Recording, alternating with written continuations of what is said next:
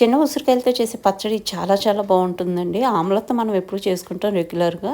ముందుగా నేను ఉసిరికాయలని శుభ్రంగా వాటర్ తోటి వాష్ చేసేసుకున్నానండి. వాష్ చేసుకున్న తర్వాత వాటర్ అంతా డ్రైన్ చేసి మనము చక్కగా ఆరబెట్టేసుకుంటాము తడి లేకుండా. ఫ్యాన్ గాలికి ఆరబెట్టుకుంటే చక్కగా తడంతా కూడా డ్రై అయిపోతుందండి. ఈ విధంగా ఆరబెట్టుకుంటే. ఇంకా నాకు ఉసిరికాయలు డ్రై అయిపోయినాయి ఆల్మోస్ట్. ఇప్పుడు బాణాలు పెట్టేసుకుని దాంట్లో 3 కప్పులు ఆయిల్ వేసుకున్నానండి. ఇప్పుడు చూపించిన కప్పుతో 4 కప్పులు ఉసిరికాయలు దీంట్లో వేసుకుంటున్నాను అనమాట. 4 కప్పులు కొలతతో మనం చేస్తున్నామండి. ఇంకా వీటిని మంచిగా దోరగా ఫ్రై అవనిస్తాం అనమాట. మనకి ముట్టుకుంటే ఉసిరికాయ కొంచెం సాఫ్ట్ అవ్వాలన్నమాట.